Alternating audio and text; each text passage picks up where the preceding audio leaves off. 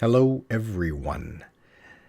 Today I'm doing a spotlight on medieval life. This is a 47-page PDF that you can download now on DriveThru RPG for $4.99. Made by Clever Games and written by Curtis Bennett.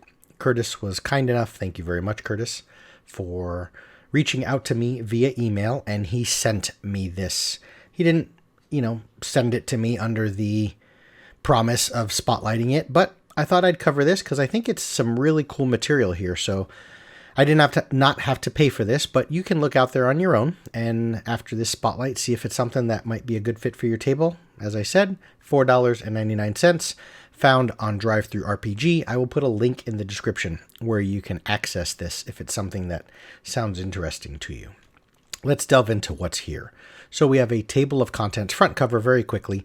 It uses a lot of this Wikimedia Commons, so kind of the copyright-free artwork that's out there from old medieval depictions and various things like that.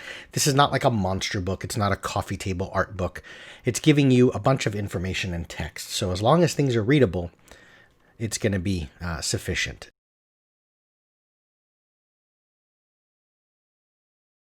I love this question. If the PCs save a village from an evil dragon, who are they saving exactly? Just who are the people that live there? What this book hopes to achieve is to foster a better understanding of the kinds of people that make up your average medieval city. Peasants have always been in fantasy role-playing games, providing the background noise for your cities. Most fantasy games tend to ignore them, but while it is understood that they exist, PCs rarely tend to interact with them beyond the occasional purchase of something from a vendor. That transitions us into the next page. Two things. The first one here I completely agree with, and the second, after reading it, I agree with as well.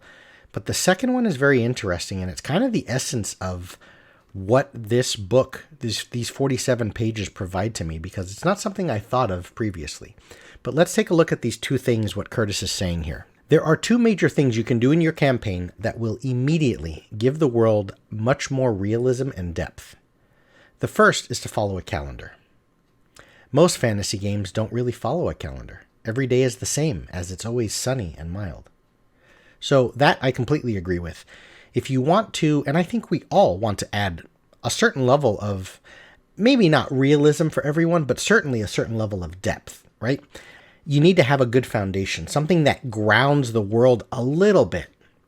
And when you have depth, you're starting to create more memorable characters, more memorable locations and NPCs. So following a calendar is paramount, because if you have kind of, as he says here, kind of every day being sunny and mild, you're losing the what's the word, heft, depth, gravitas, or something like that, of holidays. I mean, the faiths and factions and religions in your world should weave and move through the world differently depending on what time of year it is. So track time, track the calendar, that's important. Now here's the second one. The second thing you can do is start your PCs off with their starting funds, and that's it. The core rulebook says instead of taking the gear given to you by your class and background, you can purchase starting equipment. You're bringing about an opportunity for your PCs to interact with the various NPCs that sell them that equipment. And the cool thing with that is when you approach it from that perspective, which I didn't think through, which is really elegant, when your PCs go and they buy a longsword, instead of just giving them a longsword because this background or this class says that's what they start with, your PCs now talk to the blacksmith. And he may say, I don't have the materials to make your longsword, but I will soon. However, what I do have is I have a dagger and I have a little wooden shield that you can use. But he gives all of the martial classes a shield, and he gives you all a dagger. And he says, rumors are some goblin group, some goblin bandits in the east are waylaying my caravan of blacksmithing supplies. Can you see to that problem? And if you do, I'll give you half off of your longsword, and I'll make the longsword for you. I know that the longsword is what the PC would have had if they started with it as per starting equipment, and now you're only giving them a dagger and a broken-ass shield, but you're introducing a whole adventure hook at this point, and that's a really interesting thing, because the other cool part is 6, 7 months real time down the road, much higher level, your PC now has that longsword, but they want to upgrade and they've heard rumors or legend of some magic dealer, right? Or a treasure hunter that's selling magical weapons. It would be interesting and cool for the PCs to head towards that town, and they negotiate and they talk with this blacksmith, and the blacksmith says, I know of the individual you speak of. But the cool part is your PC might say, you know what? I remember you. You sold me my first blade. Those are all roleplay and gameplay moments that are just glossed over if you just hand them that starting equipment. So that's a very interesting thing that Curtis mentions here. And more importantly, specific to the content in this book, you might then ask those questions. Okay, I want my PCs to buy all their rations up front. I want them to buy their bow and their arrows and their backpack. But who exactly do they see? This book answers those questions. What is the role of the fletcher? What are they called? Is that what it is? Is the person that makes the arrows and fletches them the same as the person that makes the bow and arrow or the bows? Interesting things like that. This is sort of a book on a bunch of information that you didn't think you needed to have. Here you get the common folk. Common folk made up most of a village. Most people didn't have jobs the way we know them today. The skilled trades were seen as a way out of poverty, and thus peasants would often try to get their children into apprenticeships. But it talks about the role of a peasant. Are they different from a serf? A housewife, a child. Okay, so he delves into that from an educational standpoint. Common trades, what were they? Right? I mean, right here. Small rural villages likely wouldn't notice the effects of guilds, but larger cities certainly did. At their peak, Britain had over 100 guilds, and Florence, Italy had 73. What this does by showing you kind of the typical roles and professions in certain societies is just think from a real at-the-table point of view. If your PC ran out of arrows in the last fight, what if they go to the next village and they just can't find a fletcher? There are no arrows to be found. So when they look through the player's handbook, you tell them, I understand they only cost this much, but you don't find any. That ranger might start kind of like, damn, are we in a stretch of area in this kingdom where until I get to the city, I'm not going to be able to replenish my arrows? It now adds a level of gameplay. If those 6 arrows that your ranger has is all he has, right? It starts feeling very Bloodborne, Dark Souls-ish, right? Because he's got 6 bullets. That's it. He's got to ration those out much better when you know that your next village isn't going to have a fletcher. Based on the information in this type of book, it kind of informs you a little bit of who are the common trades? What are the common trades that might be in every city? Whereas, what areas might you need to get into a larger village or a town or a city to find that sort of profession? Little details like that matter. And if you want to go against that, I keep saying this, but it's important. It's important to understand the foundation of how it really worked. You have bakers and millers, beekeepers, blacksmiths, brewers, winemakers, chandlers, candle people, right? I mean, look at this right here, this sentence. Today, candles are kind of a novelty to create nice aromas or a romantic scene. But in the medieval period, they were a necessity. If you wanted to see at night at all, you often relied on a candle for that purpose. Talking about tallow, beeswax, the different types of candles. Dark vision is a thing in 5e D&D, right? Light sources. Things like this matter. What's the difference between a cobbler and a cordwainer? Is there a difference? Who fixed your wagon when it's broken? Little details like this just add depth, as he said in the beginning, to your world. Here's the fletcher.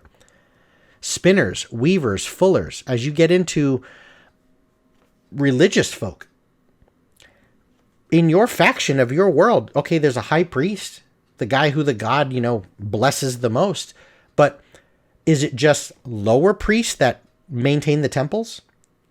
What are the folk out like that roam the world spreading the word of the faith, that set up the shrines? Are they just unleveled priests? Or are they clerics and paladins, right? Where's the separation?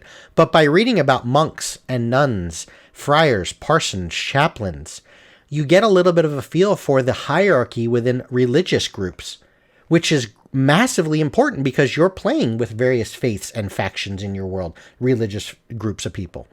So it's cool to have that foundation of info, and as I'm reading through this, I'm just learning a lot. The noble life. What's the difference between a page, a squire, and a knight? Who had a knight? Were they considered lords and leaders? Did they have mercenaries under them? Could they lead? Should the king get assassinated? Who steps up to the plate? Really interesting things like that. And you notice how this weaves into the politics of your world. So now you're not just dealing with the pillar of gameplay that's based around combat. Now you're dealing with the social aspect of it. Who do you talk to that has the power to send off an army of 30? Do they even have a standing army?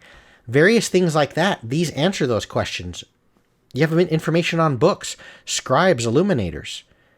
How often do we just you're level 1 wizard. You have a spell book. Well, who gave you that book? What value is that? How important are the libraries? You have a background called the Lore Master or something like that, or the Bard, the Lore Master. You have the Cloistered Scholar background. Now you have a foundation if you want to have an entire sort of adventure hook based around rare books and tomes. You at least have something of an NPC that you can look to of who is he? He's a bookbinder. Is that separate than a scribe? Is it separate than an illuminator? What the hell do those mean? Really cool information here. Medicine and science, barber surgeons, apothecaries. Notice, a lot of this stuff is grounding it so that you don't just hand wave everything and say, well, magic fixes this. What happens in a city or a town when people are getting hurt because of the goblins that are invading and they don't have access to cure light wounds or goodberry? Who exactly is the guy that you need to speak with that hands you not magical potions like potions of healing, but just various reagents and various things that might kind of numb the pain a little bit, or herbalism kits, right? Or what's for the medicine checks, things like that. I just need bandages and wrappings. Interesting information like this. You have tons of charts and tables. Creative folk, if you want to have some sort of I always think of Cult of Rakdos from Ravnica, like a big circus carnival. Who are the people that are theater actors? What are they called? What are their roles? If you're arrested, are you dealing with sheriffs? A reeve? What the hell's the difference between the two? Or are you dealing with town guard? You've got some really good charts. Here's a medieval calendar and just things you might want to pull from. If you go into a tavern, here's a random drink generator chart. Here's a bunch of details on food, who made the food, who's in the kitchen. Is it the barkeep, the bartender, the person that serves the drinks, the same as the person that's cooking the meals, making the drinks? Who imports those barrels, right? I have had a campaign where one of my players was, had a giant keg on his back at all times. Little details like that mattered. And I didn't have this information. And I'll kind of start to sum up and finish this video by saying the cool part of all of this is I've looked for this information before, and you'll notice at the very back of the book, there is references on where Curtis got all this information from. What I love is this is 47 pages that kind of puts it all in one place for you. Because I've looked at, just through Google searching, what is a history of blacksmithing? What does a medieval blacksmith look like? There was an interesting part on blacksmiths where he talks about those areas were typically very dark because, you know what, let me just look at the fuel that this provides and you'll see what I mean. Right here. So that the blacksmith could see the color of the metal being worked. Blacksmith shops are notoriously dark, so the brightness of the molten metal can be seen more easily. Now, I know there's always going to be real serious medieval nerds out there that know everything about blacksmithing that may break that down. But layman terms, or from those that didn't know, that's why. And that's really cool for me to know, because you know what that does is that gets the wheels turning, but it also lets me know that stealth checks might be a little easier to come by within the blacksmith shop. It gives a reason why the thief, the assassin, might be hiding out near the area where the blacksmith resides, just because it's noticeably darker in those buildings than it is somewhere else. But now you have the reason for it.